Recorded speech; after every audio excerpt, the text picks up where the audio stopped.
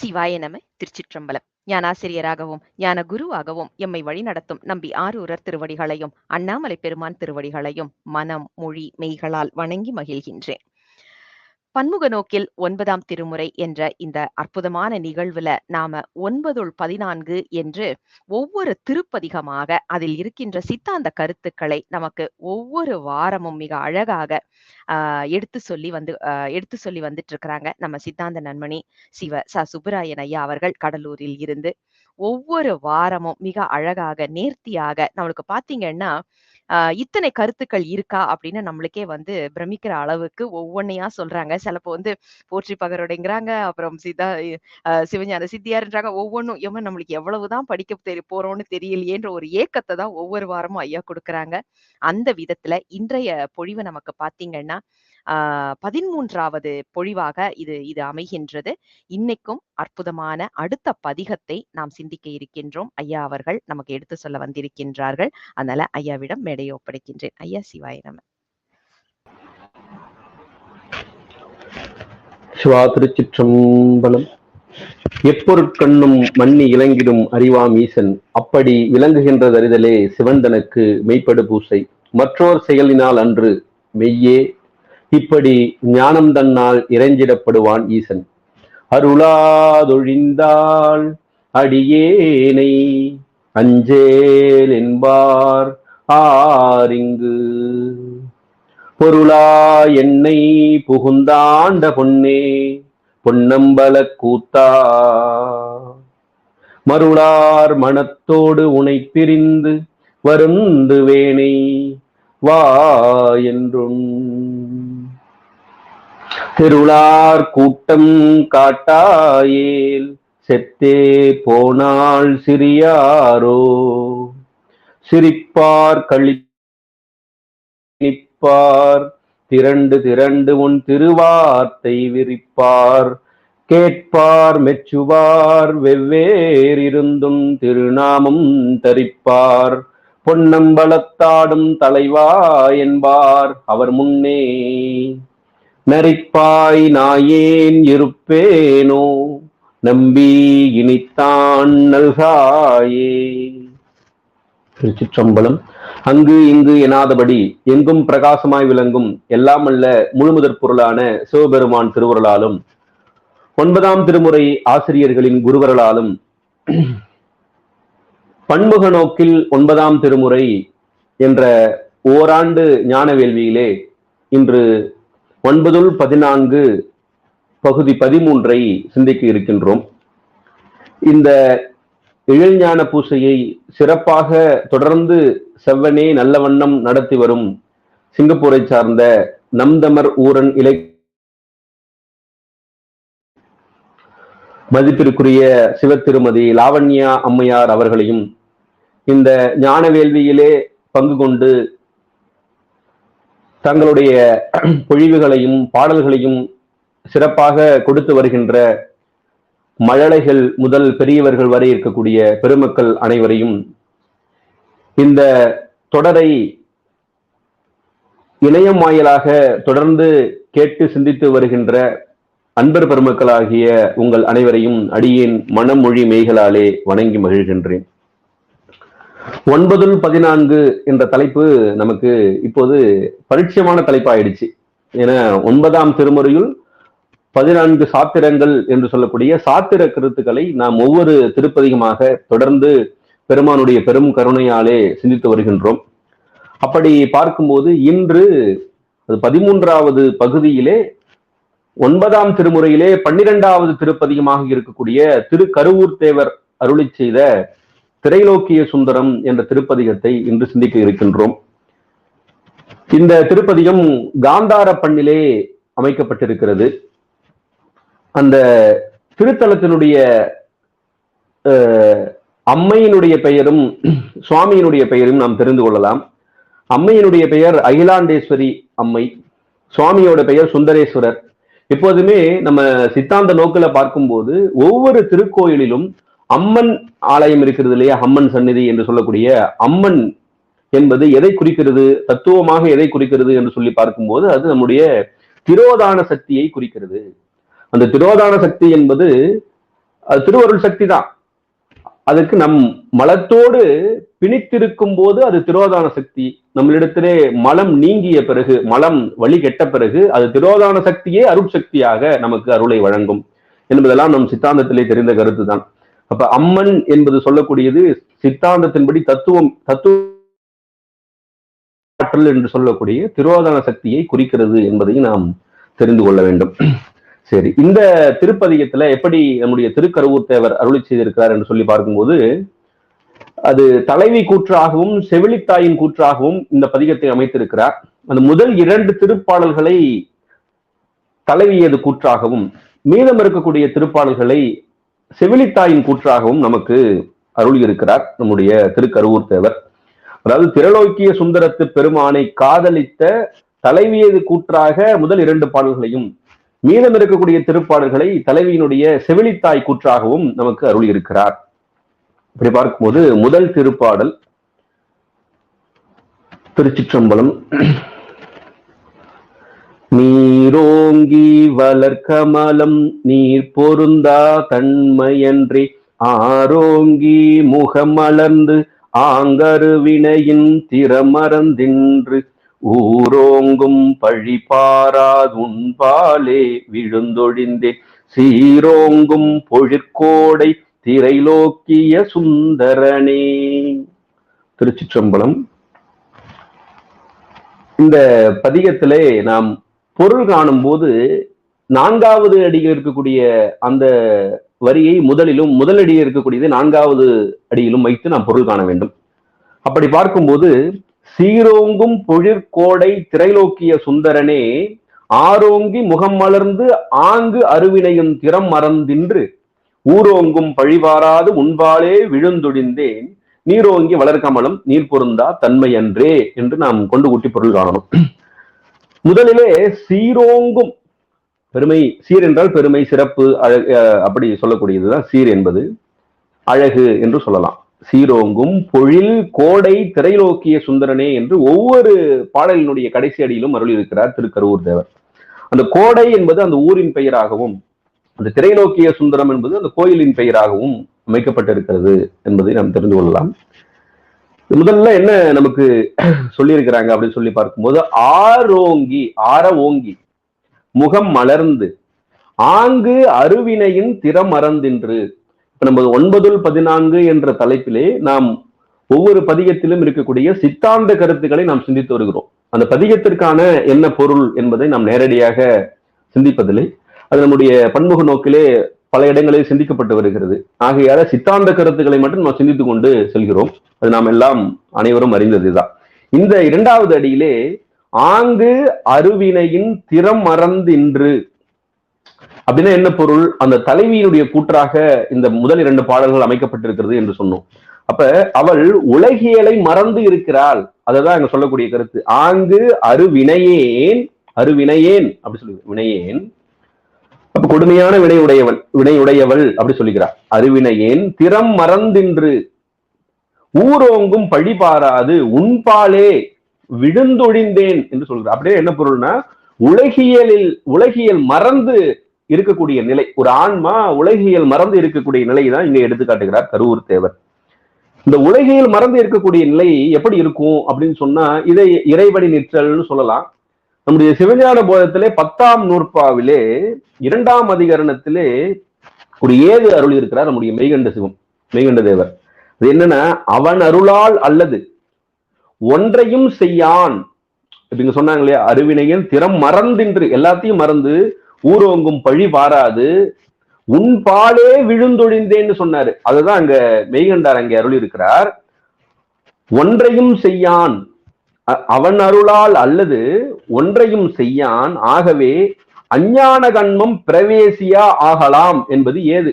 அஞ்ஞான கண்மம் அதுதான் இங்க அருவினையேன் திறம் மறந்தின்று அஞ்ஞான கண்மம் என்று அங்கே மெய்கண்டார் அருள் இருக்கிறார். இப்ப நம்ம இந்த உலகத்துல இருக்கும்போது கண்மம், அந்த வினை நம்மை தாக்கும். அந்த உலகத்தை மறந்து அருள்நிலையில் இருக்கும்போது வினைகள் எல்லாம் நம்மை தாக்காது. அதுதான் அஞ்ஞான கண்மம் பிரவேசியான்னு சொன்னார். இங்கேயும் அருவினையேன் திறம் மறந்தின்றுன்னு சொன்னார். எனக்கு நிறைய வினை இருக்கிறது, வினை இருந்தாலும் உன்பால் விழுந்து ஒழிந்தேன். அப்படின்னு சொல்லும் போது உன்னிடத்திலே அந்த அருள் நிலையில் இருக்கும்போது எந்த வினையும் நம்மை தாக்காது என்ற கருத்து, சித்தாந்த கருத்து இங்கே வெளிப்படுகிறது. அந்த தலைவியினுடைய கூற்றாக என்ன, முன்பாலே விழுந்தொழிந்தேன் நீ பார்க்காம இருக்கிறியே அப்படின்னு சொல்றா அந்த தலைவி. அதுதான் சொல்றாங்க, ஊரோங்கும் பழிபாராது முன்பாலே விழுந்தொழிந்தேன் நீரோங்கி வளர்கமலம் நீர் பொருந்தா தன்மை என்றே என்று கடைசி அடியிலே அருளி செய்கிறார். அதுல என்ன பொருள் சொல்லப்படுகிறது அப்படின்னு சொல்லி பார்க்கும்போது, நீரோங்கி வளர்கமலம் நீர் பொருந்தா தன்மைன்னு சொல்லும் போது தாமரை மலர் நமக்கு தெரியும், எதுலையும் ஒட்டாமல் இருக்கும். அப்படி உன்பால் விழுந்தொழுந்து நான் இருக்கிறேன், உலகத்தெல்லாம் மறந்து ஊரினுடைய பழி பாராது உன்பால் விழுந்து கிடக்கிறேனே, நீ என்னை பார்க்காம தாமரை மலர் போல பார்க்காம இருக்கிறியே அப்படின்னு சொல்லப்பட்டிருக்கிறது. இது எப்படி நம்ம எடுத்துக்கொள்ளணும் அப்படின்னா, நீரோங்கி வளர்கமலம் நீர் பொருந்தா தன்மை அன்றே, அந்த தன்மை அன்றே என்ற ஏகாரம் எதிர்மறை பொருளில் வந்தது அப்படின்னு நம்ம வைத்துக் கொண்டால், இப்படிலாம் இருக்கும்போது இறைவன் பார்க்காம இருப்பாரா அப்படின்னா கண்டிப்பா பார்ப்பார். அது அழகா நம்முடைய சிவஞான போதத்துல சொல்லுவாங்க, சார்ந்தாரை காத்தல் தலைவன் கடன், சார்ந்தாரை காத்தல் தலைவன் கடன். அப்ப யார் இப்படியெல்லாம் உன்பாலே விழுந்து ஒழிந்து இருக்கிறார்களோ அவர்களை இறைவன் நிச்சயம் காப்பான். நீ காக்காம இருக்கிறியே அப்படின்னு சொல்றாங்க. இது ஒரு பழிப்பது போல இந்த பதிகம் முழுவதும் எல்லா பாடல்களும் அப்படிதான் சொல்லப்பட்டிருக்கிறது. அது இருக்கக்கூடிய சித்தாந்த கருத்தை நாம இப்படி பார்க்கும்போது, சார்ந்தாரை காத்தல் தலைவன் கடன். அப்ப யாரெல்லாம் அவனை சார்கிறார்களோ அவனை நிச்சயம் காப்பான் இறைவன், காக்காமல் விடமாட்டான், கைவிட மாட்டான் என்ற கருத்தை நம்ம தெரிந்து கொள்ளலாம். அப்புறம் இந்த நீர் பொருந்தா தன்மை, வளர் கமலம்னா தாமரை மலர், நீர் பொருந்தா தன்மைன்னு சொல்லும் போது தாமரைகளை தண்ணீரை நம்ம எதுக்கு சொல்லுவோம், எதிலையும் பற்றாத நிலைக்கு சொல்லுவோம். அந்த ஓமை மட்டும் நம்ம எடுத்துக்கொண்டா எதிலும் பற்றாத தன்மைக்கு அதை சொல்லுவோம். பற்றாத தன்மைக்கு சொன்னாலும் அந்த கூழாங்கல் தாமரை இது எதிலையும் பற்றாமல் இருக்கிறது. அந்த பற்றாத தன்மைக்கு சொல்லக்கூடிய கருத்து நம்முடைய திருக்கலிற்றுப்படியாரிலே நமக்கு எடுத்து சொல்லப்பட்டிருக்கிறது. அது 2 பாடல்களிலும் சொல்லப்பட்டிருக்குது. திருக்கலிற்றுப்படியார்ல 31, 32வது திருப்பாடல்களிலே உய்யவந்த தேவநாயனர் அருளி செய்திருக்கிறார். பற்றினுள் பற்றை துடைப்பதொரு பற்று அறிந்து, இப்ப எப்படி தாமரை மலர் சொன்னாங்க இல்லையா, நீரோங்கி வளர்கமலம் நீர் பொருந்தா தன்மை. அந்த தன்மை எப்படிப்பட்ட தன்மை அப்படின்னா, பற்றினுள் பற்றை துடைப்பதொரு பற்று அறிந்து பற்றி பறிந்து இருந்து பார்க்கின்ற பற்றதனை பற்று விடில் அந்நிலையே தானே பரமாகும் மற்றும் இது சொன்னேன் மதி. இது 31வது பாடல். 32வது பாடல் எதிலும் பற்றற்று இருக்கக்கூடிய நிலையையும் எடுத்து காட்டுகிறார். அறிவு அறிவாய் நிற்பி அறிவு பலவாம் என்று அறிவின் அறிவு அவிழ்த்து கொண்டு அறிவினராய் வாழ்ந்திருப்பர் நீத்தோர்கள் மானுடரின் மாணவக தாழ்ந்த மணி நாவே போல் தான், தாழ்ந்த மணி நாவே போல் அப்படி அடங்கி இருப்பார்களாம். பற்று இல்லாமல் இருக்கக்கூடிய தாமரைகளை தண்ணீர் எப்படி பற்று இல்லாமல் இருக்கிறதோ அதே போல அந்த நிலையிலும் பற்றற்று இருக்கக்கூடிய நிலையை தாழ்ந்த மணி நாவே போல் என்று சொல்லக்கூடியது. அது நிலத்திலே தாழ வைக்கப்பட்ட மணியினது நாக்கினை போன்ற அசைவிட்டு இருக்கக்கூடிய நிலை, அதுதான் அந்த தாமரை பொழிவு போல் ஒட்டாமல் இருக்கக்கூடிய நிலை. முன்பு பாடல்லையும் இதே கருத்து தான் சொல்லப்பட்டிருக்கிறது. அப்ப அதனாலதான் வள்ளுவ பெருமான் பற்றுக பற்றற்றான் பற்றினைன்னு சொன்னார். அதனாலதான் நம்ம தில்லைக்கு பெயரே பெரும் பற்றப்புலியூர். அதுக்கு என்ன காரணம்னா நம்ம பழைய பகுதியில நம்ம பார்த்திருக்கோம். பெரும்பற்ற புலியூர்னு ஏன் அதுக்கு பெயர் வந்தது என்பதெல்லாம் பார்த்திருக்கிறோம். ஏன்னா நாம் பற்றக்கூடிய பற்றிலே பெரும்பற்று அதுதான், பற்றற்றானுடைய பற்று அது, அதனால பெரும்பற்று என்றெல்லாம் நம்ம பார்த்தோம். எப்படி இருக்கிறது என்பதற்கு நம்முடைய சாத்திரங்கள்ல பாடல் சொல்லப்பட்டிருக்கிறது என்பதையும் நாம் பார்க்கலாம். அடுத்தது 2வது பாடல், திருச்சிற்றம்பலம். நையாத மனத்தினை நைவிப்பானி தெருவே ஐயாணி உலா போந்து அன்று முதல் இன்று வரை கையார தொழுதருவி கண்ணார சொரிந்தாலும் செய்யாயோ அருள் கோடை திரைலோக்கிய சுந்தரனே. திருச்சிற்றம்பலம். முதலிலே நையாத மனத்தினை நைவிப்பான் முதல்ல சொன்னார். ஒரு அற்புதமான ஒரு தொடர். நமக்கு திருவாசகத்திலே சொல்லுவாங்க, அது மனம் கல்லா இருந்தாலும் அதையும் உருக வைக்கிறான், அதாவது மணலிலே கயிறு திரித்தல் போல இறைவன் செய்வான், பிச்சதின்றியே விளைவு செய்வான், அப்படிப்பட்ட பெருமான் அப்படின்லாம் சொல்லுவோம். இது சாத்திரங்கள்ல எங்க இருக்குது அப்படின்னு சொல்லி பார்க்கும்போது, நம்முடைய தர்மயாதின குரு முதல்வர் அருளிய ஒரு நூல் சொக்கநாத வெண்பா. இந்த சொக்கநாத வெண்பால ஒரு வெண்பா, அற்புதமான ஒரு வெண்பா அருளி இருக்கிறார். என்ன வெண்பா அப்படின்னு சொல்லி பார்க்கும்போது, இங்க நையாத மனத்தினை நைவிப்பான் அப்படின்னு என்ன பொருள்? உருகாத மனத்தை உருகச் செய்பவன் பெருமான். அதுதான் இங்க சொல்றாங்க. அத சொக்கநாத வெண்பாவில் ஒரு வெண்பா, முன்னளவில் மாக்களுக்கு முத்தி கொடுத்த அருள். இந்த இடத்துல மாக்கள் என்பது ஆண்மாக்கள். அது இலக்கண குறிப்பு சொல்லும் போது ஆண்மாக்கள் மாக்களாக வந்திருப்பதால் இது தலைக்குறை என்று இலக்கண குறிப்பு சொல்லுவோம். முன்னளவில் மாக்களுக்கு முத்தி கொடுத்த அருள் என்னளவில் சும்மா இருப்பதே கேட்கிறாரு. இதுக்கு முன்பு எத்தனையோ அருளாளர்களுக்கு நீ முத்தி கொடுத்தப்பா, அருள் முத்தி கொடுத்த, எனக்கு ஏன் சும்மா இருக்க அப்படின்னு கேட்டுட்டு அவர் சொல்றாரு, அப்ப அவங்களெல்லாம் வந்து பக்குவமா இருந்தாங்க, அவங்களுக்கு நான் முத்தி கொடுத்தேன் அப்படின்னு சொன்னீங்கன்னா, இவருக்கு சொக்கநாத வெண்பாவில குருஞான சம்பந்தர் கேட்கிறார், முன்னளவில் மாக்களுக்கு முத்தி கொடுத்த அருள் என்னளவில் சும்மா இருப்பதேன், முன்னளவில் சீர்பெற்றாரேல், அவங்களெல்லாம் ரொம்ப பக்குவமா இருந்தாங்க அப்படின்னு சொன்னீங்க, முன்னளவில் சீர்பெற்றாரேல் உன் திருவருள் ஒத்தாசையின்றி ஆர் பெற்றார் சொக்கநாதான்னு கேட்கிறார். நீங்க பக்குவம் ஆயிட்டாங்கன்னு சொல்றீங்க, உன்னுடைய அருள் இல்லாமல் அவர்கள் எல்லாம் பக்குவம் ஆயிட்டாங்களா? அப்ப எனக்கு நீ வந்து சும்மா இருக்காத, உன்னுடைய அருள் இருந்தால் எனக்கு நீ முத்தியை தரலாம். அப்ப நையாத மனத்தினை நைவிப்பான் அப்படின்னு சொன்னா பக்குவம் சொல்லாத, உன் திருவருள் தான் காரணம்.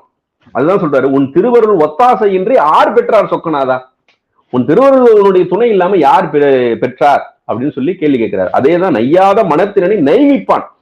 அப்ப என்ன, உருகாத மனத்தை கூட உருகக்கூடியது உன்னுடைய திருவருள் ஒத்தாசை இருந்தால் அதை செய்யலாம் என்பதை இங்க வெளிப்படுத்துகிறார். அந்த சொக்கநாத வெண்பாவிலும் அதுதான் சொல்றார், சாத்திர கருத்து வெளிப்படுகிறது. அப்புறம் அதுல சொல்றாரு, அதே பாடல்ல 3வது அடியில சொல்ல வர்றாரு பாருங்க, கையார தொழுது அருவி கண்ணார சொரிந்தாலும், கண்ணார அருவி சொரிந்தாலும் நீர் தார தாரையாக ஊற்றுகிறது. இப்படிலாம் இருக்கும்போது செய்யாயோ அருள் அப்படி கேள்வி கேட்கிறார். செய்யாயோ அருள் என்று கேட்டால், இப்படி அன்பு மேலிடும் போது, பக்தி மேலிடும் போது, உள்ளம் உருகும் போது நீ அருள் செய்ய மாட்டாயா என்று கேட்கிறார். செய்ய மாட்டாயா அப்படின்னா கண்டிப்பா செய்வார். இதற்கு சாத்திரம் நமக்கு விடை அளிக்கிறது. என்ன விடை? திருவுந்தியாறுல உள்ளம் உருகில் உடனாவர்னு சொல்றார் உயர்ந்த தேவநாயனார். அப்ப உள்ளம் உருகில் என்பதுதான் கையார தொழுது கண்ணார அருவி சொரிதல் என்பது.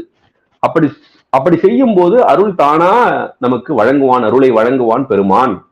அதுதான் திருவுந்தியார் சாத்திரம்னு சொல்லுது. உள்ளம் உருகில் கையார தொழுது கண்ணார அருவி சொரிதல், அதுதான் உள்ளம் உருகல். உள்ளம் உருகி உடனாவர், அப்ப அருளை வழங்குவான் என்ற கருத்து வெளிப்படுகிறது. இது 2வது பாடல். அடுத்தது 3வது திருப்பாடல். இப்ப இது அடியேன் பாடக்கூடியது என்பது சிலவள போலும் அப்படின்னு சொல்லி ஞானசம்பந்தனுடைய வாக்கு போலதான். இது ஏதோ காந்தார பண்ணிலே அமைந்திருக்கிறது என்று யாரும் நினைத்துக் கொள்ளக்கூடாது. அடியேன் பாடுவதற்கு ஒரு உத்வேகம் தந்ததே நம்முடைய லாவண்ய அம்மையார் தான். அவர்களை நான் வணங்கிக் கொள்கிறேன். இப்படி சரி, திருச்சிற்றம்பலம். அம்பளிங்கு பகலோன் பால் அடைப்பற்றா இவள் மனத்தின் முன்பழிந்த காதலும் நின் முகம் தோன்ற விளங்கிற்றார் வம்பழிந்த கனியே என் மருந்தே நல் வளர் முக்கன் செம்பளிங்கே பொழிற்கோடை திரைலோக்கிய சுந்தரனே. இப்ப முதல் 2 பாடல் தலைவியின் கூற்றாக அமைந்திருக்கிறது என்று பார்த்தோம். இப்ப இந்த பாடலிலிருந்து செவிலித்தாயினுடைய கூற்றாக அமைந்திருக்கிறது என்பதை நாம் சிந்திக்கலாம். முதல்ல என்ன சொல்றாரு, பளிங்கு பகலோன் பால், அம்னா அழகிய பளிங்கு அப்படின்னு சொல்லலாம். அப்ப இந்த பளிங்கு பளிங்கு பகலோன் பால் அடைப்பற்றாய் அப்படின்னு முதல்ல சொன்னார். பளிங்கு கல்லினது இயற்கை ஒளியும் அடுத்ததனை காட்டும் பளிங்கு, இது நமக்கு எல்லாம் தெரிந்த குறள், பழமொழி குறள் பார்க்கலாம். அடுத்ததனை காட்டும் பளிங்கு போல என்பது திருக்குறள், அது தெரியும். அது பழமொழியாகவும் நமக்கு சொல்லப்படும். பளிங்கு கல்லுக்குன்னு ஒரு தனியா ஒரு இயற்கை ஒளி இருக்கும், அது அடுத்தது எதை சார்ந்திருக்கோ அடுத்ததனை காட்டும். அதுபோல பளிங்கு கல்லினது இயற்கை ஒளியும் அடுத்ததனை காட்டும் தன்மையும் சூரியன் தோன்றிய பொழுது அந்த சூரியன் முன்னே எப்படி இருக்கும், சூரியன் முன்னே அது அடங்கி நிற்கும். அதே போல இந்த ஆன்மா எப்படி இருக்குது, இந்த ஆன்மாவுக்குன்னு தனியா அறிவு இருக்குது, இச்சை இருக்குது, செயல் இருக்குது. ஆனா இறைவன் வரும்பொழுது அந்த ஆன்மாவினுடைய அறிவு இறைவனுடைய அறிவோடு ஒன்றும். அவனுக்கும் 3 இருக்கு, நமக்கும் 3 இருக்குது. நம்முடைய இச்சை சிவபெருமானுடைய இச்சையோட ஒன்றும். நமக்குன்னு எது செயல் இல்லை, எல்லாம் அவன் செயல். அப்படி ஒன்றும் அப்படி இருக்கும். எப்படி பளிங்கு சூரியனோட ஒன்றி இருக்குதோ அதே போல இந்த ஆன்மாவுக்கும் தனியா அறிவு இச்சை செயல் இருக்குது. ஆனா திருவருள் பொருந்தும் பொழுது அந்த திருவருளோடு சிவனோடு அது ஒன்றி இருக்கும் என்பதை நமக்கு புலப்படுத்துகிறது இந்த தொடர். அம்பளிங்கு பகலோன் அடைப்பற்றாய் இவள் மனத்தின், செவிலித்தாய் சொல்றாரு, இந்த தலைவியினுடைய நிலைப்பாட்டை எடுத்து சொல்றா செவிலித்தாய்.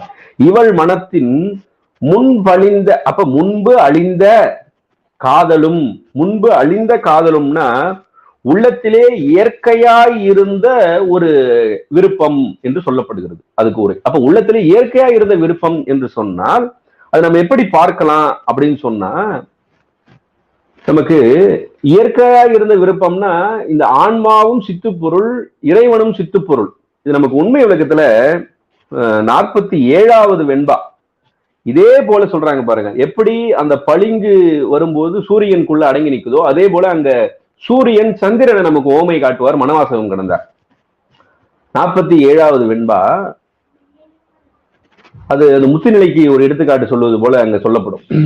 ஆதவன் தன் சந்நிதியில் அம்புலியின் ஆர்சோதி பேதமர நிற்கின்ற பெற்றி போல் நாதாந்தத்து அண்ணல் திருவடியில் ஆன்மா அணைந்து இன்பக் கண்ணில் அழுந்தியிடும் கான் என்பது அந்த 47வது வெண்பா. இப்ப சூரியனுடைய ஒளியில நிலவின் ஒளி தனித்து காணப்படாமல் என்ன பண்ணும், அடங்கி நிற்கும். அதுபோல இந்த ஆன்மா இறைவனுடைய திருவடிகள் அணைந்து அந்த முனைப்பு தோன்றாதவாறு நிற்கும் என்பது அங்கே சொல்லப்பட்டது. அதேதான் இங்க அம்பளிங்கு பகலோன் அடைப்பாற்றா இவள் மனத்தின்னு சொன்னாரு. இப்ப முன்பழிந்த காதலும் நின்று இப்ப 2வது அடியில சொல்றாங்க.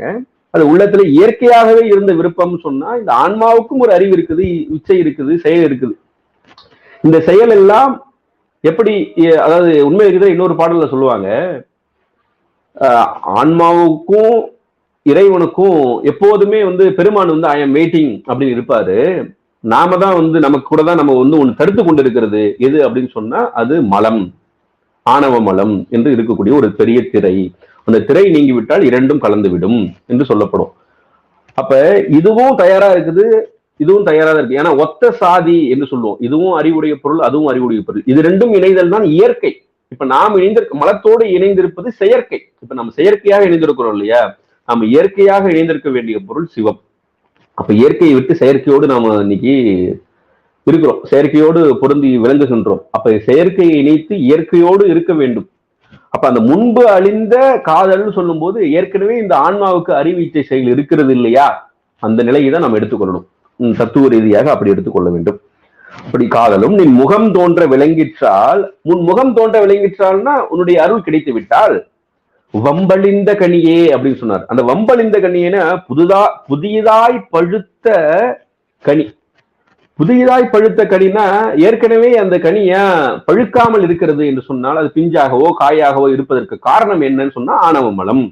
அந்த ஆணவ மலம் தடுத்து கொண்டிருப்பதால் தான் நமக்கு அந்த கனி கிடைக்கப்பெறவில்லை. அதனாலதான் புதிதாய் வம்பளிந்த கனினா புதிதாய் பழுத்த பழம். அது எதனால, முகம் தோன்ற விளங்கிற்றால், அப்ப சிவபெருமானுடைய அருள் கிடைத்தால், அப்ப அந்த ஒளி வந்தால் இருள் அடங்கிவிடும். அப்போதுதான் அந்த பழம் பழுக்கும் என்று சொல்லப்படும். அப்ப ஒளிக்கும் இருளுக்கும் ஒன்றே இடம், ஒன்று மேலிடில் ஒன்று ஒளிக்கும்னு கொடிக்கவியில சொல்லுவாங்க இல்லையா, அதே போல திருவருள் வந்தால் அதுதான் முகம் தோன்ற விளங்கிற்றால், நின் முகம் தோன்ற விளங்கிற்றால்னு சொன்னார். நின் முகம் தோன்ற விளங்கிற்றால் அது நமக்கு திருவருள் வாய்க்கப்பெறும். அருள் ஆணவம் அடங்கி அருள் வெளிப்படும். அதுதான் கனி, அதுதான் வம்பளிந்த கனி என்பது. அந்த தனியை நமக்கு அழகாக எடுத்து காட்டுகிறார். அதே போல என் மருந்தேன்னு சொன்னார். மருந்தேனே நமக்கு உடலுக்கு தேவையான மருந்து என்று நம்ம எடுத்துக்கொள்ளக்கூடாது. இதெல்லாம் உடலே நிலை இல்லாதது தானே, நம் உயிருக்கு மருந்து. அப்ப உயிருக்கு மருந்து அப்படின்னு சொல்லும் போது ஆணவ மலம், நமக்கு இருக்கக்கூடிய நோய் எது அப்படின்னு சொன்னா ஆணவ மலம் என்கின்ற நோய். பிறவி நோய் பிறவி நோய் என்று உபச்சாரமாக சொல்லப்படும். ஆனா உண்மையிலேயே நமக்கு நோய் எதுனா ஆணவ மலம் தான் நோய். இந்த ஆணவ மல நோயை போக்குவதற்கு மாயையை நமக்கு இறைவன் மருந்தாகவே தருகிறான். ஆனா நம்ம கூட அந்த ஆணவ மலம் இருந்து கொண்டே இருக்கிறது. இருந்து கொண்டே இருப்பதனால அது பிறவிப்பினி, அந்த பிறவிப்பினிக்கு மருந்து என்று சொல்லப்படும். ஆனா ஆணவ மலம் தான் நமக்கு நோய். அந்த நோயை போக்கக்கூடிய மருந்தாக சிவபெருமான் ஒருவனே விளங்குகிறான். அதுதான் என் மருந்தே அப்படின்னு சொன்னார். யார் என் மருந்தே? யாரு? திரைலோக்கிய சுந்தரன். அவன் தான் என் மருந்து அப்படின்னு சொல்றாரு. அப்ப ஆணவ மல பிணிக்கு மருந்துதான் இறைவன் என்பதை நம்ம புரிந்து கொள்ள வேண்டும். சரி, அடுத்தது 4வது திருப்பாடல். திருச்சிற்றம்பலம். மைநின்ற குழலால் தன் மனம் தரவும் வளைத்தாராது இங்கின்ற கோவனவன் இவன் செய்தது யார் செய்தார் மெய்நின்ற தமர்க்கெல்லாம் மெய்நிற்கும் பண்பினொரு செய்நன்றி இளன் கோடை திரைலோக்கிய சுந்தரனே. திருச்சிற்றம்பலம். இதுல என்பதெல்லாம் தன்னகரம் வர வேண்டியதுதான் இந்த இடத்துல ஞேன்னு வந்திருக்குது. இது செய்யுள்ள சில இடங்கள்ல வரும், அப்பர் தேவாரத்திலையும் இப்படி வந்திருக்கும். இதுல முதல்ல என்ன சொல்றாரு, கோவனவன் என்று இறைவனை குறிப்பிடுகிறார். பொதுவா கோவனவன் அவனை ஏன் சொல்றாங்க, அதனுடைய காரணம் என்னன்னா, மறை 4 வேதம் 4ஐயும் நமக்கு தந்தவன் என்று திருவாசகம் நமக்கு எடுத்து காட்டுகிறது. அதனால கோவனவன் இங்கு சொல்வது என்பதெல்லாம் நமக்கு வேதத்தை நமக்கு அருளியவன், அப்ப நூல்களை நமக்கு அருளியவன் அவன் நமக்கு என்பதை நாம் வெளிப்படுத்துகிறது. அதே போல 3வது அடியிலே மெய்நின்ற தமர்க்கெல்லாம் மெய் நிற்கும் பண்பினொரு செய்நன்றி இளன் கோடை திரைலோக்கிய சுந்தரனே. இந்த பாடல்ல என்ன சொல்ல வர்றாரு திருக்கருவூர் தேவர்னு சொல்லும் போது, கோவண ஆடையன் மீது தன் மனத்தை கொடுத்தவள், இது செவிலித்தாய் சொல்றா. தலைவி எப்படி இருக்கிறாளாம், கோவண ஆடையன் இருக்கான் இல்லையா பெருமான், அவன் மீது தன் மனத்தை கொடுத்தவளுடைய என்ன பண்ணிட்டான் பெருமான், வளையலை கவர்ந்து விட்டான். அதுதான் முதலில் சொன்னார், மனம் தரவும் வளை தாராதுன்னு சொன்னார். அவன் கோவனவன். அப்ப கோவனவன்னா அவன் கிட்ட போய் மனசை கொடுத்தவளுடைய வளையலை கவர்ந்து விட்டாராம் பெருமான். இது என்ன நியாயம், இது என்ன பண்பு? அதுக்குதான் சொல்றாரு, மெய் நின்ற தமர்க்கெல்லாம் மெய் நிற்கும் பண்பின் ஒரு செய்நன்றி இளன் அப்படின்னு பழிப்பது போல பெருமானை இந்த பாடல்ல அது செவிலித்தாய் கூற்றாக கருவூர் தேவர் அருளி செய்கிறார். ஆனா உண்மையிலே பெருமான் எப்படி அப்படின்னு சொன்னா, அது சார்ந்தவருக்கு இன்பங்கள் தருபவன். அப்ப மெய் நின்ற தமர்க்கெல்லாம் மெய் நிற்கும் பண்பாக இருப்பவன் தான் பெருமான். அதுதான் நம்முடைய சாத்திரங்கள் எல்லாம் சொல்லுது. சார்ந்தவருக்கு இன்பங்கள் தருபவன் சலமிலன் சங்கரன், சார்ந்தவருக்கு அல்லால் நலமிலன் சொன்னார். நன்னினருக்கு நல்லன், நன்னாருக்கு நலமிலன் என்பது திருவருட்பயன். அப்ப அப்படிதான் இறைவனுடைய தன்மை இங்க பழிப்பது போல இங்க எடுத்து செவிலித்தாய் கூற்றாக எடுத்து நமக்கு அருளி இருக்கிறார் நம்முடைய கருவூர் தேவர் என்பதையும் நாம் பார்க்கலாம். சரி, அடுத்தது 5வது திருப்பாடல் சம்பளம். நீ வாராது ஒழிந்தாலும் நின்பாலே விழுந்தேழை கோவாத மணிமுத்தும் குவளை மலர் சொரிந்தனவாள் ஆவா என்றருள் புரியாய் அமரர்கணம் தொழுதேத்தும் தேவா தென் பொழிற்கோடை திரைலோக்கிய சுந்தரனே. முதல்ல இந்த 3வது அடியில பெருமானை சொல்றார். பெருமான் எப்படிப்பட்டவர்னு சொன்னா, அமரர்கணம் தொழுதேத்தும் தேவா, தேவர்கள் எல்லாம் வணங்கக்கூடியவர்களுக்கு தேவர்களுக்கு தேவனாக விளங்கக்கூடியவன் சிவபெருமான், அந்த திரைலோக்கிய சுந்தரன். இந்த தென் பொழில் அப்படின்னா அழகு விளங்கக்கூடிய, தென் என்றால் அழகு என்பது பொருள். அழகு விளங்கக்கூடிய திரைலோக்கிய சுந்தரனே. சுந்தரம் என்றாலும் அழகுதான்.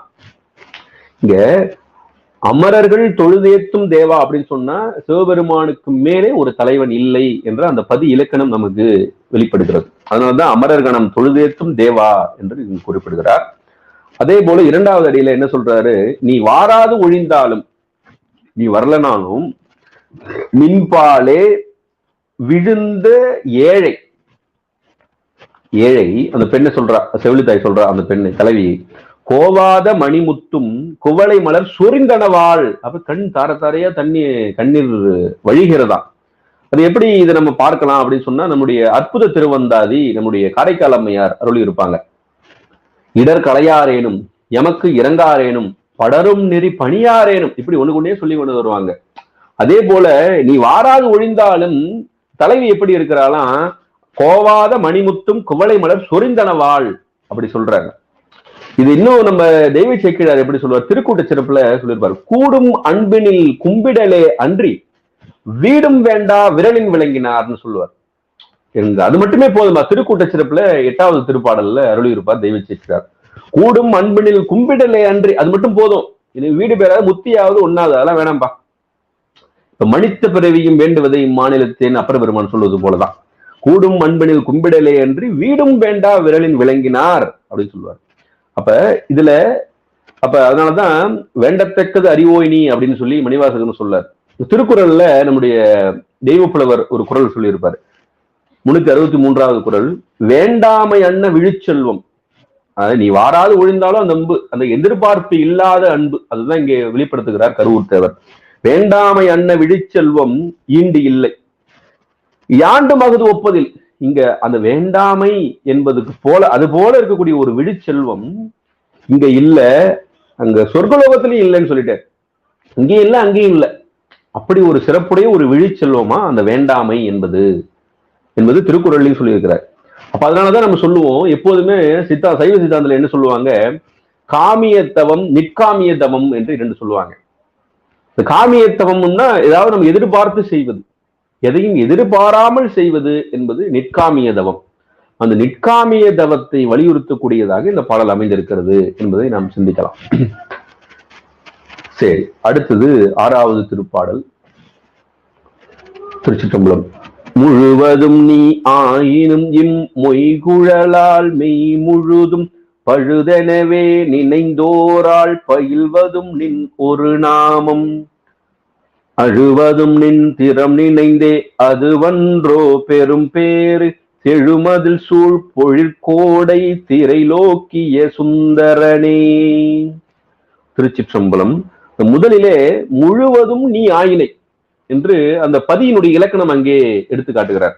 நம்ம சொல்றோம் இல்லையா, பூரணன் பரிபூரணன் என்று சொல்லுவோம் இறைவனை. பூரணன் பரிபூரணன் என்று சொல்லும் போது அதுதான் இறைவனுக்கான இலக்கணம். அப்ப எல்லா பொருள்களிலும் கலந்திருக்கிறான், அங்கு இங்கு எனாதபடி எங்கும் பிரகாசமாய் விளங்குகிறான், தாய்மானவர் சொல்வது போல. அதுதான் முழுவதும் நீ ஆயினும், நீ இருக்கிற எல்லா இடங்களும் இருக்கிற, நீக்கமர நிறைந்திருக்கிறாய், வியாபக பொருளாக விளங்குகிறாய். மருளை பிரிந்த அறிவில் பின்னமர எங்கும் செறிந்த பொருள் தானே சிவம் என்று குருஞான சம்பந்தர் சிவபாக சாரத்திலே அருளி செய்வார். அதுதான் எங்கும் முழுதும் நீ ஆயினை. ஆயினும் இம்மொய்குழலால் மெய் முழுதும் பழுதெனவே நினைந்து ஓராள் அப்படின்னு சொன்னார். நினைந்து ஓராள். ஓராள் அப்படின்னா இந்த உடம்பெல்லாம் ஒரு பொருளாவே, ஒரு பொருட்டாவே அவள் மதிக்கவில்லை. ஏன்னா இந்த உடம்பின் மூலமாக நம்ம என்ன பண்ண முடியும், உடம்பு என்பது மாயாகாரியம் என்பது தெரிந்ததுனால இந்த உடம்பை ஒரு பொருளாவே அவள் மதிக்கவில்லை. ஏன்னா எல்லா பொருளும் நீ இருக்கிற, அப்போ உன்னுடைய அந்த உண்மை தன்மை தெரிகிறது. தெரிந்த பிறகு தலைவி என்ன செய்கிறாளாம், மெய் முழுதும் பழுது எனவே நினைந்து ஓராள்னு சொல்லிட்டார். நினைந்து ஓராள்னா அவ ஒரு பொருட்டாவே மதிக்கல. இப்ப மதிக்கலன்னா என்ன பொருள், இந்த உடம்புக்கு என்னென்ன பண்ணணுமோ அதெல்லாம் பண்ணல, சாப்பிடல, குளிக்கல, அழகு செய்யல, இதெல்லாம் செய்யல. அதுதான் உண்ணாமை, நீராடாமை, ஒப்பனை செய்யாமை என்று உரையாசிரியர்கள் சொல்றாங்க. அதுதான் நினைந்து ஓராள். அப்புறம் என்ன செய்யற, பயில்வதும் நின் ஒரு நாமம். இப்ப அவளை எதுவும் செஞ்சிக்கல. இப்ப எப்படி நேர்மறையில சொல்றாரு பாருங்க, இது அப்படியே அங்க சொக்கநாத வெண்பாவல எதிர்மறையில சொல்லுவாரு நம்முடைய குருஞான சம்பந்தர். உன்னை சிங்காரித்து உனது அழகு பாராமல் என்னை சிங்காரித்து இடர்பட்டேனேன்னு சொல்லுவார். இங்க பாருங்க, முழுதும் நீ ஆயினை, உன்னை பத்தி தெரிஞ்சு போச்சு. அதனால தலைவி என்ன பண்றாளாம், மெய் முழுதும் பழுது, இந்த உடம்பு பழுது என நினைச்சு நினைந்து ஓராள் சொல்லிட்டார். இந்த உடம்பை சிங்காரிக்கல அப்படின்னு சொல்லிட்டார். இது நேர்மறையில சொல்லிட்டார். அவர் உன்னை சிங்காரித்து உனது அழகு பாராமல் என்னை சிங்காரித்து இடர்பட்டேன்னு சொல்லிட்டார். அவங்க எதிர்மறையில சொல்றாரு. அப்ப பயில்வதும் நின் ஒரு நாமம். அப்ப என்ன பயில்கிறாள் அப்படின்னு சொன்னா உன்னுடைய ஒரு நாமம் மட்டுமே, ஒப்பற்ற ஞானத்தை மட்டுமே. நாமம்னா பெயர், உன்னுடைய பெயரையே அவள் ஓதிக்கொண்டிருக்கிறாள் என்று இங்கே குறிப்பிடுகிறார். அப்புறம் அழுவதும் நின் திறம் நினைந்தே அது ஒன்றோ பெரும் பேரு அப்படின்னு சொல்லிட்டு திரைலோக்கிய சுந்தரனே அப்படின்னு சொல்ற. இதுல என்ன சொல்லப்படுகிறது இந்த பாடல்னா, உடலை வெறுக்கின்றாள் என்று நமக்கு சொல்றார். இது எதை நமக்கு குறிக்குதுன்னா, இது சீவன் முத்தி நிலையில் இருக்கக்கூடிய நிலையை குறிப்பிடுகிறது. உடலை யார் வெறுக்கக்கூடிய நிலை வரும் அப்படின்னு சொன்னா, நாம் உடலை வெறுக்கிறோம் நம்ம சும்மா வாயால சொல்லிக்கலாம். ஆனா உணர்வால வெறுக்கிறோமா என்று சொல்லி பார்த்தால் இப்ப ஒன்றுமே இல்லை. ஒரு நம்ம அடியார் திருக்கூட்டம் ஒரு வகுப்பு நடக்கிறது, இல்ல ஏதோ ஒரு முற்றோதல் நிகழ்வு நடந்து கொண்டிருக்கிறது என்று வைத்துக் கொண்டால், அங்கே என்ன நினைக்கிறோம், அன்று இறைவன் வெளிப்பட்டு எல்லோரும் வாருங்கள், என்னுடைய திருவடிக்கு வாருங்கள் என்று இறைவன் வெளிப்படுகிறான் அப்படின்னு சொல்லும் போது எத்தனை பேர் போவோம்? இது அவர்கள் மனசாட்சியோட நம்ம நினைத்து பார்க்கணும். யாரிடமும் சொல்ல வேண்டாம், நம்ம நினைத்து பார்க்கணும். நம்ம வீட்டுல இந்த வேலை இருக்குது, இந்த வேலை பெண்டிங் இருக்குது, பேரனை பார்க்கணும், மகனை பார்க்கணும், மகளுக்கு திருமணம் செய்யணும், மனைவியை பார்க்கணும், நாளைக்கு ஹாஸ்பிட்டல் போகணும்னு சொல்லிட்டு நம்ம ஷெட்யூல் போட்டு வச்சுமே, வேற ஒரு வேலை இருக்குது, நம்ம போயிட்டா யார் செய்வா, இப்படி எல்லாம் ஒரு எண்ணங்கள் வரும். ரொம்ப உயர்ந்த பக்குவ நிலையில் இருப்பவருக்கு மட்டுமே இறைவன் அனைத்தையும் பார்த்துக் கொள்வான், இறைவன் அனைத்தால் நாம் உடனே சென்று விடலாம் என்ற நிலை வரும். அப்ப யாருக்கு வரும்? இந்த உயர்ந்த நிலையில் அந்த ஞானம் எய்தியவருக்கு மட்டும்தான் வரும். இப்ப நாம சொல்லலாம், வந்தாருன்னா நான் போயிட்டேன், ஏகப்பட்ட பிரச்சனை இருக்குது எனக்கு உலகத்துல, அது வேற நிலை. இப்ப இந்த பிரச்சனையில இருந்து தப்பிச்சிடலாம் அப்படின்னு சொல்லக்கூடிய நிலை இல்லை. நாம் முழு மனதோடு இறைவன் வந்து விட்டான் என்ற அந்த ஆன்ம நிலையோடு நாம் செல்ல வேண்டும். அதுதான் குறிப்பு. உலகத்தில் நிறைய சிக்கல்லாம் இருக்குது, அந்த சிக்கலுக்கு பயந்து போவது என்பது அது பொருள் அல்ல. அப்ப யாருக்கு அந்த நிலை வரும் என்று சொன்னால், ஞானம் பெற்ற ஜீவன் முக்தி நிலையில் இருக்கக்கூடியவர்களுக்கு மட்டுமே அந்த நிலை வரும். அததான் இப்ப உடலை வெறுக்கின்ற நிலைமை யாருக்கு வரும்னா ஜீவன் முக்தி நிலை. அதனாலதான் அவங்க என்ன நினைப்பாங்க அப்படின்னா, ஜீவன் முக்தி நிலைகள் நிற்பாருக்கு அவர்கள் எப்ப இந்த உடலை விட்டு போகலாம், எப்ப இந்த உடலை விட்டு போகலாம் அப்படின்னு நினைப்பாங்க. இது யார்? இத அடியேன் அனுபவமாக அடியனுடைய குருநாதனுடைய திருவாயிலிருந்து கேட்டிருக்கிறேன். அந்த சிவஞானம் பெற்றவருக்கு அந்த நிலை வாய்க்கப்பெறும். இது என்றுதான் சொல்லப்படும். ரமண மகர்ஷி கூட அப்படிதான் சொல்லுவாருன்னு சொல்லுவாங்க. இது இந்த உடம்பு வந்து இது என்றுதான் சொல்லுவார்கள். அப்ப அந்த சீவன் முத்தி நிலையில் நிற்பாருக்கு பரமுத்தி நிலைக்கண் உண்டாகும் வேட்கை மிகுதிதான் இந்த உடலை வெறுத்தல் என்பது. ஆனா அவர்கள் எது வரைக்கும் இங்க இருப்பாங்க அப்படின்னு சொன்னா, இந்த வினை இந்த பிறவிலே இருக்கிற வரைக்கும் இருப்பாங்க. ஏன்னா தன்னை அடைந்த தத்துவ ஞானிகள் முன்னை வினையின் முடிச்சை அவிழ்ப்பர், பின்னை வினையை பிடித்து பிசைவர் அப்படின்னு திருமூலர் அருள் இருப்பார். அப்படி என்ன சொல்றாரு? 3 மடங்கள் நமக்கு இருக்கிறது. பிராரத்தம், ஆகாமியும், மூலமாக கூட சஞ்சிதம். இந்த சஞ்சித மனம் குருநாதர் வந்த உடனே அது பஞ்சு எப்படி நெருப்புல பஞ்சு பட்ட உடனே எவ்வளவு மூட்டையா இருந்தாலும் சாம்பலாயிடும். ஆகாமியும் இதன் பிறகு ஏறாது, எல்லாம் திருவருள் என்று இருக்குமான பிராரத்தம் உடல் ஊழாய் கழியும் என்பது சித்தாந்தம். அப்போ உடல் ஊழாய் கழியும்னு சொல்லும் போது இந்த உடம்பு இருக்கும் வரைக்கும் அந்த வினையை அனுபவித்துதான் ஆக வேண்டும். அதனாலதான் நம்முடைய அருளாளர்கள் நிறைய பேருக்கு நிறைய துன்பங்கள் எல்லாம் வந்தது, வினைகள் எல்லாம் வந்தது என்றெல்லாம் பார்க்கிறோம். ரமண மகரிஷிக்கு புற்றுநோய் வந்ததெல்லாம் நாம் பார்க்கிறோம் இல்லையா? அதெல்லாம் பிராரத்த வினை. அதனாலதான் பட்டினத்தார் நமக்கு அழகா சொல்லி இருப்பாரு, வினை போகமே ஒரு தேகம் கண்டாய், வினைதான் ஒழிந்தால் கிளை போதளவும் நிலாது கண்டாய் என்று அருளி இருப்பார். அப்ப வினை போகம் தான் இந்த உடம்பு. அந்த வினை போயிடுச்சுன்னா திணை போதளவும் ஒரு செகண்ட் கூட இங்க நிக்காது. அந்த பிராரத்த வினை எவ்வளவு காலம் இருக்கிறதோ அவ்வளவு காலம் இந்த உடம்பிலே இந்த உயிர் நிலை பெற்று இருக்கும். அதுதான் அந்த உடலை வெறுத்தல் என்பது ஒரு உயர்ந்த நிலை. அது ஜீவன் முக்தி நிலையில் இருக்கக்கூடியவர்கள் இந்த உடலை விட்டு பரமுத்தி நிலைக்கு போக வேண்டும் என்று நினைத்தல். அதனாலதான் அந்த நம்ம ஏற்கனவே பார்த்தோம், சிற்றம்பல நாடிகளுடைய வரலாறு பார்க்கும்போது அவர் ஒரு வெண்பா அருளி செய்தார்னு பார்த்தோம். தங்களை யாம் இன்பத் தடங்கடலில் மூழ்கி வித்தோம், இங்கு உலகில் பாராதே. அங்க பார்க்க சொன்னாரு, இங்க உலகம் பார்க்காதீங்க, அங்க பாருங்க. வாதனையால் வந்தீரே யாமாகில் பாராதே, திரும்பி ஆணவமல வாசனாமலம் தாக்கும், இங்க வந்தினாலும் பாராதே, பாரீர் பரம் என்று அங்கே ஒரு உபதேசம் போல அந்த 63 சீடர்களுக்கும் சிற்றம்பல நாடிகள் அருள் இருப்பார். அதை நம்ம சென்ற பகுதியில் எல்லாம் சிந்தித்து இருக்கிறோம். அப்படிப்பட்ட ஒரு நிலை, அந்த உடலை வெறுத்தல் என்பது ஒரு உயர்ந்த நிலை என்பதை நாம் சிந்திக்கணும். சரி, இப்ப 7வது திருப்பாடல். சிற்றம்பலம். கண் சோதி எழுமேனி தபணிய பூச்சாய் காட்டாய், உன் சோதி எழில் காண்பான் ஒளிடவும் உரு காட்டாய், துஞ்சாக்கண் இவளுடைய துயர் தீரும் ஆருரையாய், செஞ்சாலி வயற்கோடை திரைலோக்கிய சுந்தரனே. திருச்சிற்றம்பலம். இதுல மேனி என்பது உடம்பை குறித்தது. போன பாடல்ல தொடர்ச்சியா சொல்றாரு இத. போன பாடல்ல உடம்பு சாப்பிடல, உடம்பை பேணி பாதுகாக்கவில்லை, சாப்பிடல, குடிக்கல, அழகு செய்யல, சிங்காரிக்கல, ஒப்பனை செய்யலன்னு சொன்னாரு. அதனுடைய தொடர்ச்சியாக அப்படி இருக்கும்போது தபணிய பூச்சாய் காட்டாய்ன்னு சொன்னார். அதனால இந்த உடம்பிலே ஒரு பசலை வந்து விட்டதாம், நிறம் மாறிவிட்டதாம், பேணி பாதுகாக்கவில்லை. இப்படிப்பட்ட நிலையில இருக்கா. உன் சோதி எழில் காண்பான் ஒளிடவும் உருக்காட்டாய், நீ இப்படி அருள் புரியாம இருக்கிறாயே என்று செவிலித்தாய் தன்னுடைய அந்த தலைவியினுடைய எப்படி விளங்குகிறாள் தலைவி என்று சொல்லி எடுத்து காட்டுவது போல இந்த பாடல் அமைந்திருக்கிறது. ஆனா இந்த பசலை நிறம் சொல்றாங்க இல்லையா, இந்த பசலை நிறமே தலைவியினுடைய உடலில் தோன்றி வருத்தம் உண்டாக்கி நிற்க, உன் ஒளிமயமான வடிவத்தை காட்டாமல் நிற்கின்றாய் என்றுதான் இந்த பாடல்ல சொல்லி இருக்கிறார் கருவூர் தேவர். இவள் மனத்துயரம் நீங்க அருள் செய்வாய் என்று செவிலித்தாய் கூற்றாக அமைத்திருக்கிறார். பசலை நிறமே தலைவி உடலில் தோன்றி வருத்தம் உண்டாக்கி நிற்க, உன் ஒளிமயமான வடிவத்தை காட்டாமல் நிற்கின்றாய், இவள் மனத்துயரம் நீங்க அருள் செய்வாய் என்று விண்ணப்பிப்பது போல அமைந்திருக்கிறது. இதுல இந்த பசலை நிறம் என்பதை நம்ம பொருத்திக்கலாம். எப்படின்னா, நமக்கு இருக்கக்கூடிய மலமாக பொருத்திக்கலாம்.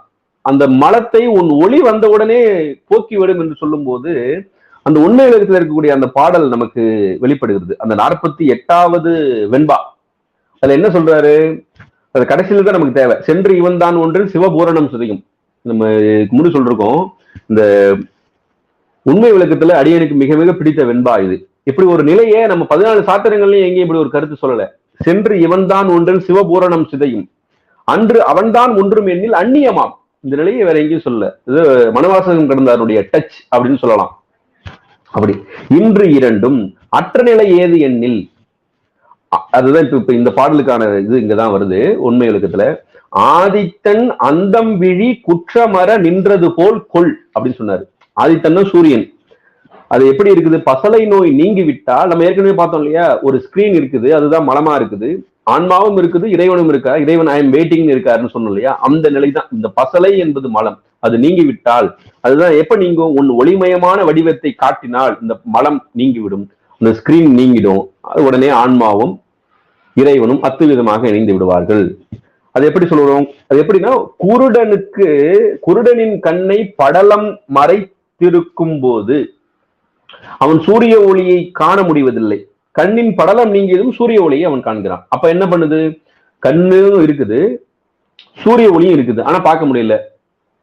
இப்ப ஆன்மாவுக்கும் அந்த அறிவு இச்சை செயல் இருக்குது, இறைவனுக்கும் அறிவு இச்சை செயல் இருக்குது. ஒன்ற முடியல, அந்த அனுபவத்தை பெற முடியல, பேரானந்தத்தை பெற முடியல. மலம் இருக்கிறது இல்லையா கண்ணிலும், அந்த படலம் நீங்கிய பிறகு அது அத்துவித நிலை வரும். அது போல பார்க்க முடியும். அதுபோல நம்முடைய மலம் நீங்கிய பிறகு அந்த சிவமாம் தன்மையை நாமும் பெறலாம். அதனாலதான் இந்த பசலையை நீக்கி அந்த ஒளியை காட்டி அந்த ஆன்மாவிற்கு நீ அருளை வழங்குவாய் என்று விண்ணப்பிப்பது போல இந்த 7வது திருப்பாடலை அமைத்திருக்கிறார். அடுத்து 8வது திருப்பாடல். திருச்சிற்றம்பலம்.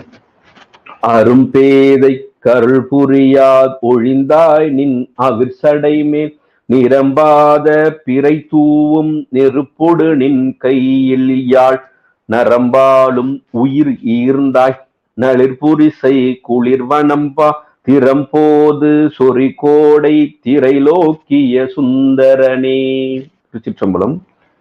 இதுல அரும் பேதைக்கு அருள் புரியாது ஒழிந்தாய் அப்படின்னு இது பெருமானை பழிப்பது போல சொல்லப்பட்டிருக்கிறது. அரும் பேதைன்னு சொன்னாரு. அப்படின்னா என்ன பொருள்னா, பெரிதற்கு அறிய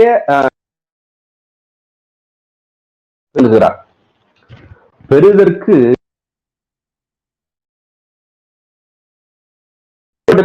ஆன்மாவிற்கு நீ அருள் புரியாமல் இருக்கிறாயே என்று அமைத்திருக்கிறார் இந்த 7வது பாடலை. இப்ப 2வது அடியில கையில் யாழ் அப்படின்னு சொல்றாரு. இது நமக்கு ஞானசம்பந்தனுடைய நமக்கெல்லாம் தெரிந்த திருப்பதிகம் 2ஆம் திருமுறையில வேயுறு தோழிபங்கன் விடமுண்டகண்டன் மிக நல்ல வீணை தடவி, மிக நல்ல வீணை தடவி, அந்த வீணை அது சொல்றாரு. அதுதான் இந்த கையில் யாழ் அப்படின்னு சொல்லி இங்கே கருவூர்த்தவர் அருளி செய்கிறார். இதுல என்ன சொல்றாரு? நரம்பாலும் உயிர் ஈர்ந்தாய்ன்னு சொல்றாரு. செவிலித்தாய் கூற்றாக எப்படி இருக்கிறது அப்படின்னு சொன்னா, நீ அரும் பேதைக்கு அருள் புரியாமல் ஒழிந்தாய். எப்படி இருக்குது அப்படின்னு சொல்றான்னா, நீ உன்னுடைய பிறை இருக்கு இல்லையா, சடையில இருக்கக்கூடிய பிறை, அந்த பிறையினுடைய நெருப்பாலும், இங்க கருவூர் தேவர் சொல்றாரு, அதுதான் பிறை தூவும் நெருப்பொடும், பிறையினுடைய நெருப்பாலும் யாழ் நரம்பின் ஒளியாலும், அந்த சத்தம் இருக்கு இல்லையா, ஓசை ஒளி, அந்த யாழ் நரம்பின் ஒளியாலும் உயிரை உடம்பில் இருந்து பிரிக்கிறார். உன்னுடைய அந்த பிறையினுடைய அந்த வெப்பத்தையும் இதையும் உன் மீது எவ்வளவு அன்பு கொண்டிருக்கிறாள் தலைவி என்பதை அங்க செவிலித்தாய் எடுத்து கூறுவது போல அமைத்திருக்கிறார். அந்த பிறையினுடைய நெருப்பாலும் யாழ் நரம்பின் ஒளியாலும் உயிரை உடம்பிலிருந்து பிரிக்கிறாய், இப்படி செய்யறியே, அருளாமல் அரும்பேதைக்கு அருளாது ஒழிந்தாயே என்று விண்ணப்பிப்பது போல இந்த பாடல் அமைத்திருக்கிறார். ஆனா உயிரிலிருந்து உடம்பை பிரித்தல் என்பது என்ன அப்படின்னு சொல்லி பார்க்கும்போது, எப்போதுமே நம்ம அதை சைவ சித்தாந்தத்தின்படி நமக்கு எப்படி போகிறது, உறங்குவது போலும் சாக்காடு உறங்கு விழிப்பது போலும் பிறப்புன்னு திருவள்ளுவர் சொல்றார். இது நமக்கு எப்படி நடக்கிறது என்று சொன்னால், நமக்கு 5 உடல்கள் இருக்கின்றன. 5 உடல்கள்ல ஒரு உடல் தூல உடல் மட்டுமே நீங்கி மீதம் இருக்கக்கூடிய சூக்கும உடல் உள்ளிட்ட அந்த 4 உடல் குறியட்ட காயம் என்று சொல்லக்கூடிய 4 உடலோடு செல்வதுதான் இந்த ஆன்மாவும் 4 உடலோடும் போகும். ஆனால் உண்மையிலே ஒரு ஞானம் பெற்றவருக்கு எப்படி இருக்கும் என்று சொன்னால், அந்த உயிர் உடலை விட்டு பிரியும் போது 5 உடல்களும் நீங்கி ஆன்மா சிவத்தோடு ஒன்று. நம்ம கேவல நிலையில எப்படி இருந்தோம்? நமக்கு எந்த உடலும் இல்லை, ஆணவமலத்தோடு அத்துவிதமா இருந்தோம். அதே போல சிவபெருமானோட நம்ம அத்துவிதமா இருக்க வேண்டும் என்றுதான் தாய்மானவர் விண்ணப்பிப்பார். ஆணவத்தோடு அத்துவிதமானபடி மெய்ஞான தானவினோடு அத்துவிதம் சாரும் நாள் என்னாலோ என்று கேட்பார். அப்ப நடுவுல நமக்கு 5 உடலை கொடுத்தார் பெருமான். கருணையை பாருங்க, இதுதான் அந்த பிறவிக்கு மருந்தாக இந்த மாயையை கொடுத்தார். 1 உடல் 2 உடல் கொடுக்கல, 5 லேயர்ல 5 உடம்பு கொடுத்தார். 5 உடம்பு கொடுத்து நம்மை ஈடேற்றுவதற்காக இவ்வளவு கருணை செய்கிறார். அது கொடுத்து கொஞ்சம் கொஞ்சமா நீங்கி நாம் அந்த 5 உடல்களும் நீங்க பெறுதல் தான் உண்மையான முக்தி என்பதையும் நாம் தெரிந்து கொள்ள வேண்டும். அந்த உடல் உயிர் பிரிதல்லையும் நம்ம அந்த சித்தாந்த நோக்களை தெரிந்து கொள்ளலாம் இந்த இதுல இருந்து. சரி, அடுத்தது 9வது திருப்பாடல். திருச்சிற்றம்பலம். ஆராத பேரன்பின் அவருள்ளம் குடிகொண்டு வேறாக பலர் சூழ வீற்றிருத்தி அது கொண்டு வீராடி இவள் உன்னை பொது நீப்பான் விரைந்தின்னம் தேராள் தென் பொழிற்கோடை திரைலோக்கிய சுந்தரனே. திருச்சிற்றம்பலம். இதுல முதல்ல ஆராத என்றால் தனியாத பேரன்பு. ஆராத பேரன்பின் அவர் உள்ளம் குடிகொண்டு. பெருமான் எப்படி இருக்கிறார்? அதாவது வெள்ளை உள்ளம் இறைவன் இல்லம்னு சொல்லுவாங்க. அந்த வெள்ளை உள்ளம் யாருக்கு இருக்குன்னா, பேரன்பு உடையவர்களுடைய உள்ளம் தான் வெள்ளை உள்ளமாக இருக்கும். அந்த எப்படி திருக்கலிற்றுப்படியார்ல 55வது திருப்பாடல்ல நமக்கு அருளி இருப்பார் நம்முடைய உய்யவந்த தேவநாயனார். அந்த அன்பே என் அன்பே என்று அன்பால் அழுது அரற்றில் அன்பே அன்பாக அறிவு அழியும். அன்பு அன்றி தீர்த்தம் தியானம் சிவார்ச்சனைகள் செய்யும் அவை சாற்றும் பழமன்றே தான். அந்த அன்பு அன்பே என் அன்பே என்று அன்பால் அழுது அரற்றில் அன்பே அன்பாக அறிவு அழியும். அப்படி அன்பு அன்பு என்று இருக்கும் போது இறைவன் நமக்கு அருளை வழங்குவார் என்று கருட்டுப்படியார்ல சொல்லுவாங்க. அதுதான் ஆராத பேரன்பின் அவர் உள்ளம் குடிகொண்டிருக்கிறாய், அதை நினைப்பவர் மனம் கோயிலா கொண்டாயின்னு சொல்லுவாங்க. அப்ப உண்மையான அந்த பேரன்பு உடையவர்களிடத்திலே அவருடைய உள்ளத்திலே குடிகொண்டிருக்கிறாய். அதனாலதான் அன்பே சிவம்னு திருமூலர் நமக்கு அருளி செய்தார். அன்பே சிவம் அப்படின்னு சொன்னதுக்கு காரணம் அதுதான். அப்ப அவர்கள் குடிகொண்டிருக்கிறாய். அப்புறம் சொன்னாரு வேறாக அப்படின்னு சொன்னா அந்த பேரன்பு கொண்டவர் அல்லாத இப்ப மீதம் இருக்கக்கூடிய, அப்ப அதை விட குறைவான இருக்கக்கூடிய மக்கள். ஆறாத பேரன்பின் அவர்களும் குடிகொண்டிருக்கிறாய். அவர் அல்லாதவர் பலர் சூழ வீற்றிருத்தி அவர்களுக்கும் நீ கூட இருந்து கொண்டிருக்கிறாய். இப்படிலாம் இருக்கிற. ஆனா தலைவி இடத்திலே இப்படி இவ்வாறு இல்லையே என்று செவிலித்தாயினுடைய கூற்றாக இந்த பாடல் அமைந்திருக்கிறது. அதுதான் வீராடி என்று ஒரு சொல்லை 3வது அடியிலே நமக்கு அருளி இருக்கிறார் கருவூர் தேவர். வீராடி என்பதற்கு என்ன பொருள்னா, இங்கு பேரன்பு உடையவர், அந்த வேறாக இருக்கக்கூடிய பலர், இவர்களை எல்லாம் சிறப்பானவளாக இருக்கக்கூடியவள் தலைவி. அப்ப பக்குவமுடைய ஆன்மா, அவர் அனைவரை விட பெருமை பெற்றவள் தலைவி என்று செவிலித்தாய் அந்த ரெக்கமெண்ட் பண்ணுவது போல இந்த பாடலை அமைத்திருக்கிறார். அவள் எப்படி இருக்கிறாரா, நீ அவங்கெல்லாம் கூட இவங்கெல்லாம் கூட இருக்கிற. செவிலித்தாயினுடைய கூட்டு எப்படி இருக்குன்னா, பொது நீப்பான் இவள் உன்னை பொது நீப்பான்னு சொல்லிட்டார். அது எப்படி இருக்குது அப்படின்னு சொன்னா, சிவபெருமான பார்த்து சொல்றாங்க, உன்னை தன் ஒருத்திக்கே உரியனாக செய்தல். இது நம்ம செய்ய முடியுமா? இப்ப உலகில நம்ம அதை பார்க்கலாம். உன்னை தன் ஒருத்திக்கே உரியனாக செய்தல்னா இது பாசிபிளா? பெருமான் அனைவருக்கும் தலைவன். எனக்கு மட்டும்தான் நீ இருக்கணும், வேற யாருக்கும் இருக்கக்கூடாது. பேரன்புடையவருக்கெல்லாம் இருக்க, நீ அவங்களுக்கு எல்லாம் இருக்கு, அதெல்லாம் விட்டு பொது நீப்பான், அதெல்லாம் விட்டு எனக்கு மட்டுமே நீ தலைவனா இரு அப்படின்னு சொல்லுது எந்த வகையில இது வந்து பாசிபிள்? இறைவன் பெருங்கருணையாளன். அதனாலதான் நம்ம சைவ சித்தாந்தத்தை பொறுத்தவரையில, அதனாலதான் இது என்ன சொல்றாரு, மயக்கத்துல இது சொல்றா அப்படின்னு சொல்றாரு. மயக்க நிலையில் இருக்கக்கூடியவர்கள் தான் இப்படி சொல்லுவாங்க. ஆனா நம்ம சைவ சித்தாந்தம் எடுத்துக்கொள்ளும் இந்த நாயகன் நாயகி பாவம் என்பதை ஏற்றுக்கொள்ளாது. இதுக்கு நிறைய காரணங்கள் இருக்கும். அதுல ஒரு காரணம் இது, பெருமான் அனைவருக்கும் தலைவன். ஆனா நாம எப்படி இருக்கணும்? நாயகி என்று சொல்லக்கூடிய ஆன்மா எப்படி இருக்கும்னா, சிவபெருமான் ஒருவனே கடவுள் என்று இருக்க வேண்டும். அதுதான் ரொம்ப முக்கியம். அது சிவகற்பு இறை கற்பு என்றெல்லாம் நம் பழைய தொகுப்புல நம்ம செஞ்சிருக்கோம். நாம எப்படி இருக்கோம், எப்படி இருக்க வேண்டும் என்று சொன்னால், சிவபெருமான் ஒருவனே முழுமுதற் கடவுள் தான் இருக்கணும். ஆனா அவன் அனைத்து ஆன்மாக்களுக்கும் தலைவன் தான், அவன் அப்படிதான் இருக்கணும். அதனால உன்னை தன் ஒருத்திக்கே உரியனாக செய்தல் என்பது அது மயக்கம், அது ஒரு மயக்க நிலை. அதுதான் நமக்கு சொல்றாரு. இப்படி தேராள் தென் பொழில் விரைந்தின்னம் தேராள் அப்படின்னு சொல்றார். ஆனா நாம மற்ற தெய்வங்களை எல்லாம் நீக்கி விட வேண்டும். அப்படிதான் இருக்கணும். அதனால பொது நீக்கி தன்னை நினைய வல்லான் என்று நமக்கு திருமுறை சொல்லும், தேவாரம் சொல்லும். அதனாலதான் நம்ம சிவபோகசாரத்துல ஒரு பாடல் சொல்லுவோம், வெண்பா, நீதியில்லா மன்னர் ராஜ்யமும் நெற்றியிலே பூதி இல்லார் செய்தவமும். அப்ப நிறைய சொல்லுவாரு, அதுல கற்பிலரும் கற்பிலரும் சொல்லுவார். அதாவது இறைவனுடைய கழலறிய ஆசானும் கற்பிலரும். இந்த கற்பு என்பது அந்த உலகையில சொல்லக்கூடிய கற்பு என்று நாம் எடுத்துக்கொள்ளக்கூடாது. அது இறை கற்பு, அது சிவக்கற்பு. அதற்கு நமக்கு உதாரணம் எங்கன்னா தாயுமானவர் அதை நமக்கு எடுத்து காட்டுகிறார். அந்த இறை கற்போடு நாம் இருக்க வேண்டும் என்று எடுத்து காட்டுகிறார். அந்த இறை கற்போடு இருக்கணும். அதுதான் பொது நீக்கி தன்னை நினைய வல்லான். ஆம், அவன் ஒருவனே நமக்கு தலைவன், அவன் ஒருவனே நமக்கு நாயகன், அவன் ஒருவனே நமக்கு முழுமுதற் பொருள் என்று நாம் இருக்க வேண்டும் என்ற கருத்தை நாம் தெரிந்து கொள்ள வேண்டும். அதனால்தான் கற்பிலரும் கற்பில்லாதவங்க சுத்த விழல்னு சொல்லுவார் அங்க குருஞான சம்பந்தர். சுத்த விழல், எனவே நீத்து விடு அப்படின்னு சொல்லுவார். அவங்களெல்லாம் நீத்து விடு அப்படின்னு சொல்லுவார்.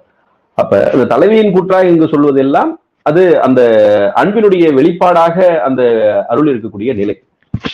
சரி, அடுத்தது 10வது பாடல். சரிந்த துகில். சரிந்த துகில் தளர்ந்த இடை அவிழ்ந்த குழல் இளம் தெரிவை இருந்த பரிசொரு நாள் கண்டிரங்காயம் பெருமானே.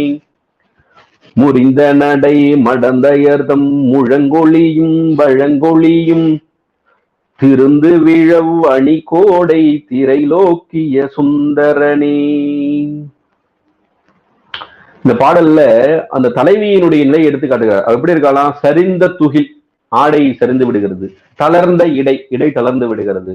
அவிழ்ந்த குழல், அப்ப கூந்தலை எல்லாம் கட்டவில்லை, ஏற்கனவே ஒப்பனை இல்லாமல் இருக்கிறாள்னு சொல்லி பார்த்தாங்க இல்லையா? அப்படின்னா என்ன அர்த்தம்? அந்த தன்னிலை மறந்து இருக்கிறார், தன்னிலை மறந்து இருக்கக்கூடிய நிலை. அப்ப இது நிலை எப்போது இருக்கும்? அந்த பேரன்பு மிகுதியால் இருக்கக்கூடியவள். அவளுக்கு நீ ஒன்னும் இறங்காமல் இருக்கிறாயே என்று செவிலி தலைவியினுடைய நிலையை எடுத்து காட்டி சொல்லுவது போல இந்த பாடல் அமைந்திருக்கிறது. இதுல அது ஜீவன்முக்தருடைய நிலை அப்படிதான் இருக்குமா?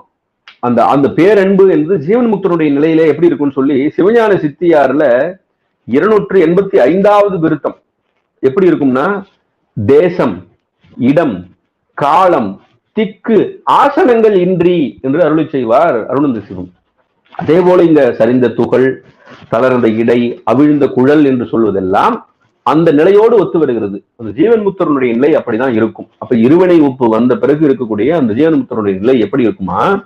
தேசம், இடம், காலம், திக்கு, ஆசனங்கள் இன்றி செய்வது ஒன்று போல் செய்யா செயலதனை செய்து அங்கு ஊசல்படும் மனமின்றி உலாவல் நிற்றல், உறக்கம், உணர்வு, உண்டி, பட்டினி இருத்தல், கிடத்தல், மாசு அதனில் தூய்மையினின் வறுமை வாழ்வில் வருத்தத்தின் திருத்தத்தின் மைதுனத்தின் சினத்தின் ஆசையினில் வெறுப்பில் இவை அல்லாதும் எல்லாம் அடைந்தாலும் ஞானிகள் தாம் அறநடியை அகலார்.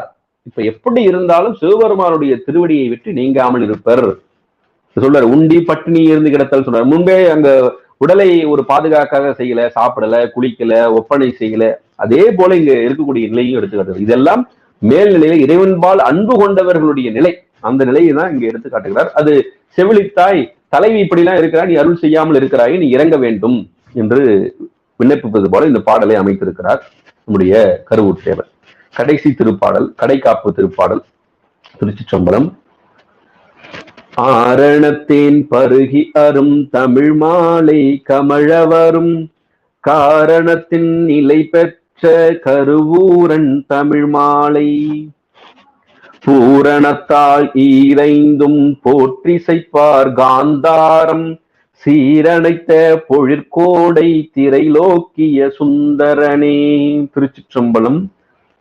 ஆரணத்தேன் பருகி அரும் தமிழ் மாலை கமழ வரும் காரணத்தின் நிலை பெற்ற கருவூரன் தமிழ் மாலை அப்படி சொன்னார்.